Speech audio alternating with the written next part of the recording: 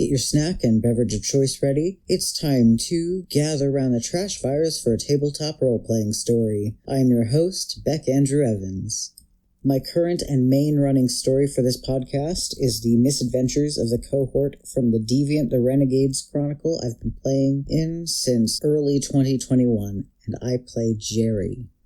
For those of you unfamiliar with Deviant, it's a TTRPG about people who were formerly human, but were irreparably changed in traumatic ways to the point their very souls broke and they became something other. They seek vengeance on those who made them, those who hunt them, and those who seek to exploit them for what they are and will never leave them be.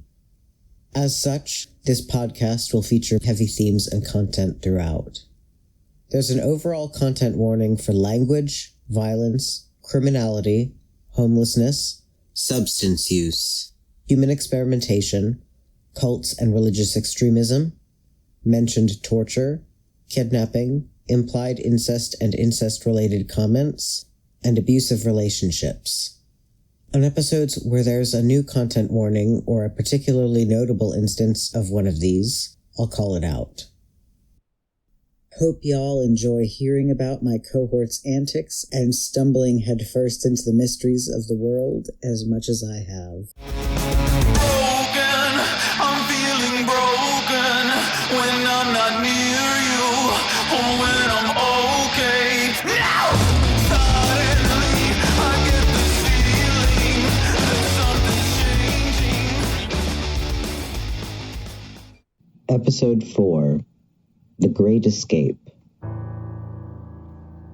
It was lunchtime on St. Patrick's Day of 2021. The ward staff had decided to be festive for the patients by making some concerningly green-dyed food, including green buns for hamburgers that they had to assure over and over again were not moldy and definitely not from whatever was growing on AJ's neck. Despite the attempts at a little celebration, the staff's tension was palpable. As soon as they cleared all the lunch things away and let the patients have their limited free time, the staff got to busying themselves in preparation for Miss Mason's impending arrival. They all seemed terrified of her, afraid to even be seen if it was possible to avoid it. Geri had linked the cohort in her telepathic network that she nicknamed the Mindcraft server. The last the group was in range of each other for lunch, and then they separated to get into positions.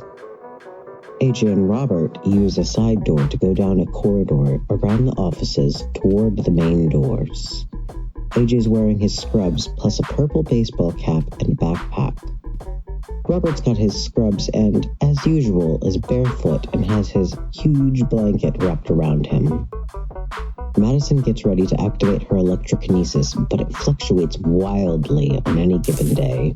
Today, it fluctuates so powerfully, it flickers all the power in the hospital off for a moment just from her attempt to wrangle it and makes the backup generators kick on. Sparks fly over her skin from where she's hiding with Geri near the elevators. AJ and Robert are good at sneaking, but the surprise from the sudden light flickering, even though this is a fairly common occurrence in the ward, distracts the guards just long enough to not see AJ and Robert right away. But the guards get on alert that something is afoot. 4 guards in the common area glance to each other. 2 at the door stand straighter, and 1 whispers over a radio. Out of his backpack, AJ pulls the shittiest-looking, most MacGyvered RC cart with clockwork for wheels to exist, and sets it on its rickety path toward the main doors. He silently signals Robert to put his face mask on. AJ whispers to Robert to keep the guards busy once the smoke starts until he gets the signal. Meanwhile, the guards notice the approaching little RC contraption. When one goes to investigate it after calling in the disturbance over the radio, it starts sparking and spraying smoke everywhere. The guards yell to lock the ward down. 2 of the common area guards head for the main door, and the other 2 head back toward the fire exit. Robert ambles through the smoke and pretends to be a bumbling, confused patient. He loudly asks the guards what's going on. What's happening to the electricity? Why is there smoke? Over the Minecraft, he gives Maddie and Geri the green light to head to Zeus's room. 2 guards pull tasers on Robert and tell him to return to his room. There's a potential breach in security. As if on cue, a robotic voice begins announcing a similar command over the loudspeakers to the entire ward. Steel grates slam down to seal the wide, sunny windows and blanket the ward in darkness, other than the eerie, flickering, fluorescent lights. AJ, in the chaos and smoke, sneaks over to a janitor's cart in the common room. Robert continues to stall, raising his hands and innocently claiming the elevator was taken and he was looking for personnel to help him. Meanwhile, on the other side of the ward, Madison makes light bulbs explode behind the guards near the back door for their own distraction, and the 2 girls run as fast as they can to Zeus's room. Geri readies her lash in case, singeing bits of the walls and Madison's clothes in the process as she passes by. Madison uses electrokinesis on the door panel, sparks crackling from her fingertips. The guards at the front ask Robert to come with them, tasers still drawn. AJ lets Robert know over the Minecraft link that the girls push the deadline up as he tosses another smoke bomb into the hall from where he came as a distraction. He pushes the mop bucket closer, carefully. Madison rushes through the door and makes a beeline for the grate, whispering frantic apologies to Zeus as she tugs and tears open the panel. She gets no answer this time, only silently blinking lights. Geri stays watch near the door.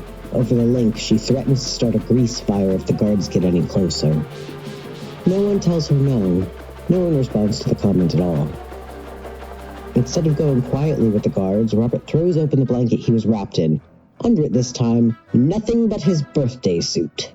Before the guards can react to the sudden nakedness, he starts transforming, growing to the size of a moose, taking on a sandstone-like form with leathery skin and bulging muscles. AJ sets his plan into motion while all hell's breaking loose around him. He puts the vacuum cleaner part device from his backpack into a mop bucket. It has a lid and hose of a canister-style vacuum rigged together with duct tape and dubiously sealed wires. He sticks a small pack on the side of the bucket and pipe end into the soapy water. A guard near Robert begs for backup on the radio. The guards close around the sandstone creature, tasers drawn. The guards from the fire exit run down the hall to aid them. One of the closest soldiers opens fire but misses wildly in his panic. Robert starts a monster brawl. 1v lots. He tries to fling the one who shot at him into a wall. Madison places her hand on the server beyond the grate and gasps, sucking in the electricity like air. Her veins bulge and crackle with electricity flowing through them. Her pupils dilate into saucers. The air gets denser, becoming ozone. Geri moves away from the action and heads to the kitchen door nearby down the hall, looking for something appropriately ludicrously flammable. The elevator's now locked down. Everything's locking down as the ward security is going into full panic mode, trying to stop Robert's giant rampage. Plasters flying, smoke still everywhere. Screams and shouts echo through the halls as they try to avoid the attack in the confusion and scramble to contain him. They aren't used to having to deal with crewmates on the ward who haven't been taking the suppressant drugs. AJ calls for the others to hurry up over the link. He doesn't think Robert can take them all for long. Unbeknownst to security, the electricity in the server room is totally fucked. The lights are flickering and giant arcs surround Madison as she slopes up every last drop of the energy she can from the server. More than she ever has and can hardly comprehend. A huge arc blasts the door off its hinges and narrowly misses Geri. Lights all over the ward explode. The loudspeaker makes one last desperate cry of, "Warning! Security alert!" before it, too, sputters out and dies. It's not over yet. The struggle's still going on. There's still more to drain, but the tide's turned. It's becoming clear the little cheerleader's winning. Geri catches her breath from nearly getting crushed and tells the others over the link it's time to go. She ducks into the kitchen and makes a far more pressing problem than Robert for the ward to deal with. She uses her lash to ignite the oil in the deep fryer. It flashes and quickly starts spreading. AJ urges Robert to come with him to the back exit, still holding the cleaning cart device, unnoticed in the chaos and smoke. Robert immediately stops his brawling and just starts shoving guards out of his way as he makes the path of least resistance to the exit. His huge, naked form shocks AJ, who pauses for just a moment to gawk before throwing the switch on his device.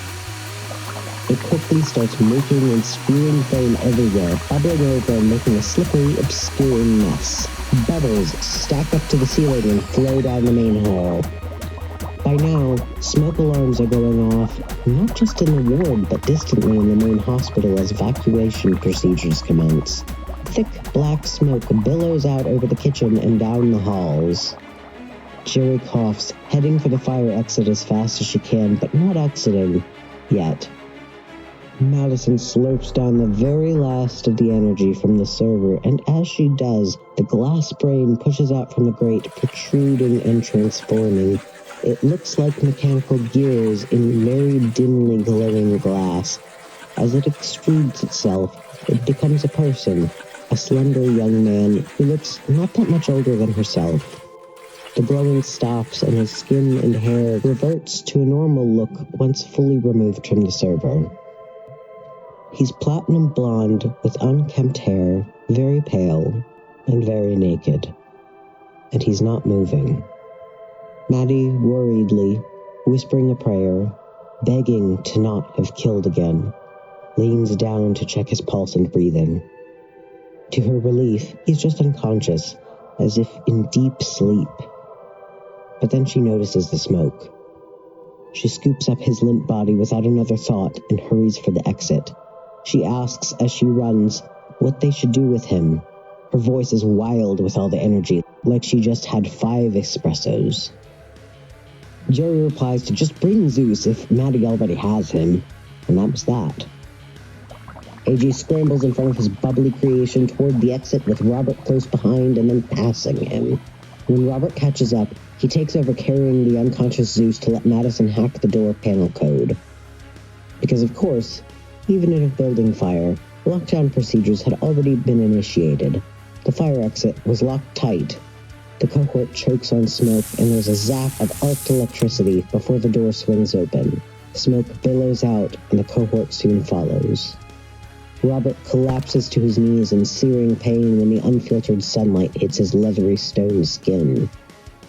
The guards are still lost in the maze of the ward, but gradually getting closer. Madison shouts down the hall for them to stay back and unleashes an electrical storm indoors, blocking the way between the guards and the cohort. They can't approach that exit without getting fried. Robert scrambles to his feet and forces himself to run anyway through the pain. AJ runs alongside Geri and exclaims he thought she was just joking about the grease fire. He also calls her Jerbear, one of his many nicknames for her. She responds that she doesn't joke like that, confused that anyone thought she wasn't entirely serious. Madison catches up with the others after creating her mini-storm.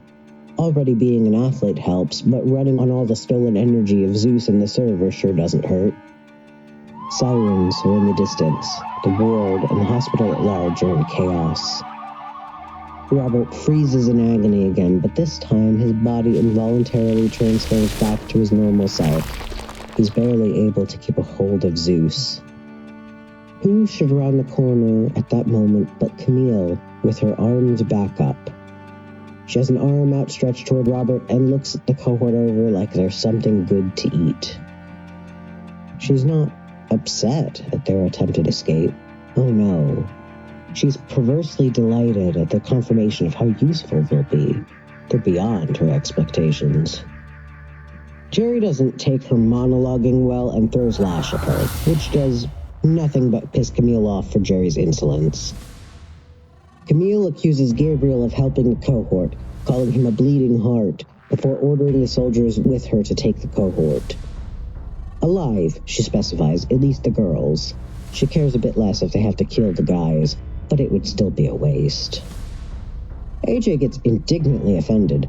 Not that Camille just gave an order to get the cohort detained, and some of them possibly killed, but because Camille called Geri and Maddie girls instead of women.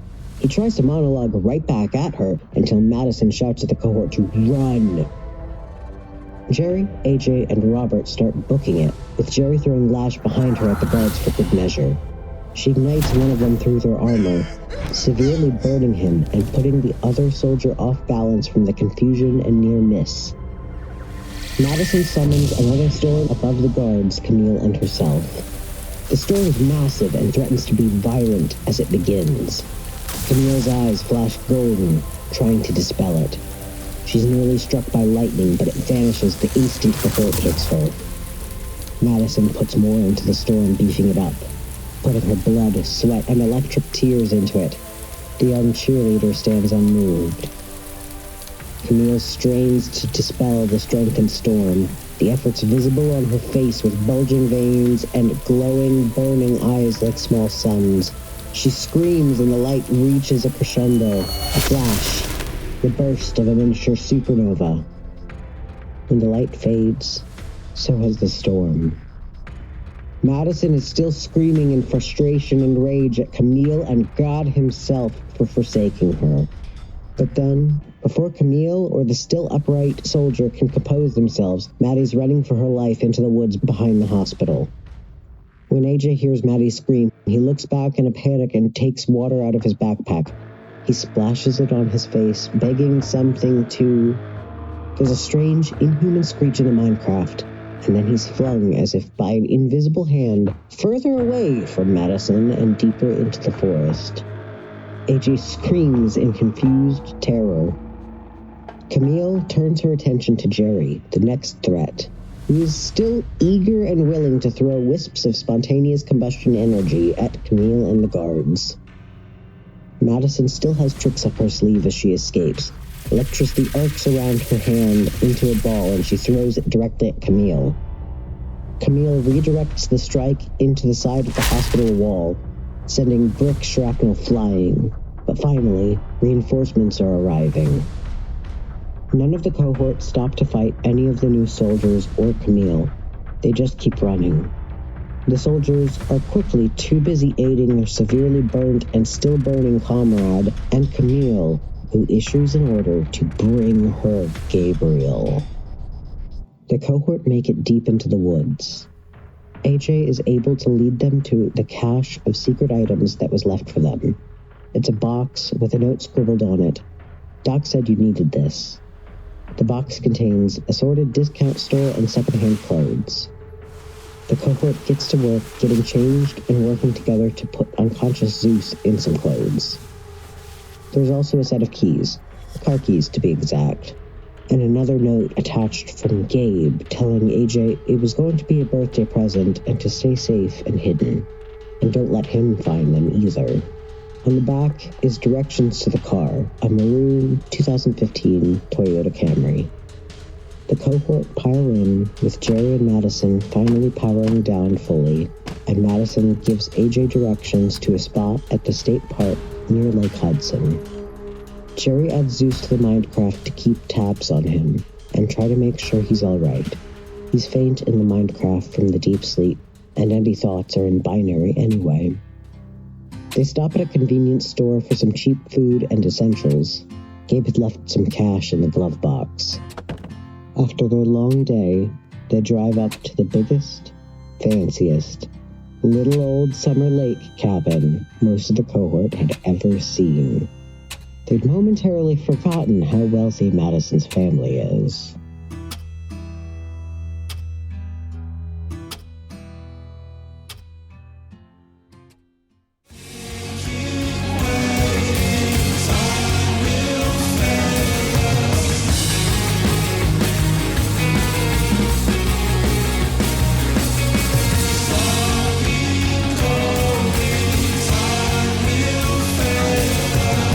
Thanks for listening. This has been Round the Trashfires with Bek Andrew Evans.